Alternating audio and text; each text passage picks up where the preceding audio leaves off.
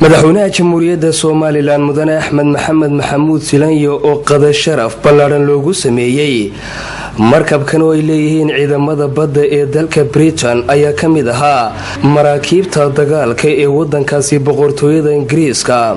markabkan military ee hadhima sharafeedka loogu sameeyay waftiga ballaaran ee uu hogaaminayay madaxweynaha jamhuuriyadda Soomaaliland mudane Axmed Maxamed Maxamuud Silaanyo ayaa labadii toddobaad ee ugu dambeeyay dalka ku sugnaa kuwaas tababaro kala duwan siinayay ciidamada ilaalada xeebaha ee Soomaaliland.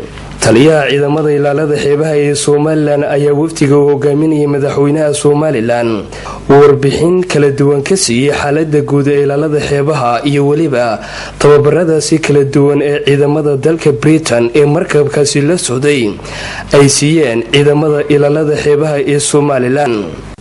ciidamadaasi tababar ayayna siiyeen. tababarkaasi wuxuu socday laba toddobaad. waa tababar qiimo leh oo lagu baranayay takhasusiyaad kala jaad ah oo ciidanka badda uu leeyahay. waxaa ka mid ah navigationka badmaridda, waxaa ka mid ah seamanshipka oo afanka badda, waxaa ka mid ah engineering, waxaa ka mid ah maxaan ku yiraahdaa intelligence, waxaa ka mid ah medical oo caafimaad ah, waxaa ka mid ah operation and communication oo ah hawlgelinta. safiirada dalka Ingiriiska oo fadhiya magaalooyinka Nairobi iyo Addis Ababa oo iyaguna madashaasi ka hadlay ayaa si qoto dheer uga waramay kaalinta muuqata ee dalka Ingiriiska oo kaga jiro horumarka kala duwan ee Soomaaliland. waxaanay ka warameen muddadii labada toddobaadka ee ciidamada dalka Ingiriiska ay tababarka siinayeen ciidamada ilaalada xeebaha ee Soomaaliland kuwaas oo uga mahadnaqay madaxweynaha jamhuuriyadda Soomaaliland iyo waliba maamulka heer gobol iyo heer degmo ee gobolka Saaxil kaalinta muuqata ay ka qaateen muddadii ay dalka joogeen. wasiirka wasaaradda arrimaha dibadda ee Soomaaliland mudane Maxamed Biixi Yunis oo isaguna halkaasi ka hadlay ayaa dalkaasi Ingiriiska uga mahad celiyay sida buuxda ay ula shaqeeyaan. waxaan aad iyo aad ugu mahadnaqayaa kabtanka aad iyo aad halkan noogu soo dhaweeyay wasaaradda safiirada madaxweynihii maanta nala socday iyo marwadii koobaad oo intuba halkan maanta jooga.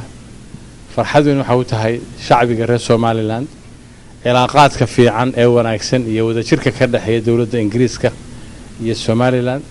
gabagabadii qada sharaftaasi ayaa waxaa ka hadlay madaxweynaha jamhuuriyadda Soomaaliland mudane Axmed Maxamed Maxamuud Silaanyo oo sheegay in dalka Soomaaliland uu markasta heegan u yahay ilaalinta ammaanka qaaradda Afrika iyo waliba xeebaha Soomaaliland. waxaana uga mahadnaqay dalka Ingiriiska sida buuxa uu la shaqeeyo.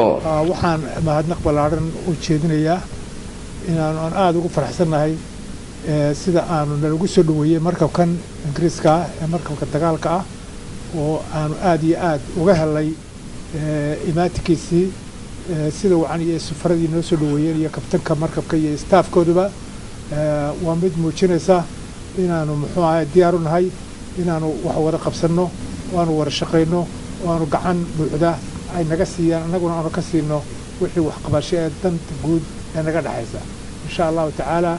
waxaan rajeynayaa inay soo wada shaqayntaasi sii korodha ee sii socota noqoto. waa calaamad wanaagsan bay u tahay. waxaanan u mahad celinayaa kabtanka iyo safaradii halka ka hadlay intaba aad baan ugu mahad celinayaa iyo staaf ka shaqeeya halkaba. madaxweynaha jamhuuriyadda Soomaaliland mudane Axmed Maxamed Maxamuud Silaanyo waxaa ku weelinayay kulankaasi qada sharafta xubno ka tirsan golihiisa wasiirada taliyaasha ciidamada iyo waliba madax kale oo ka tirsan xukuumadda Soomaaliland. Axmed Saki Daahir Xasan iyo Cabdilaahi Cali Suudi telefishinka qaranka Soomaaliland Berbera.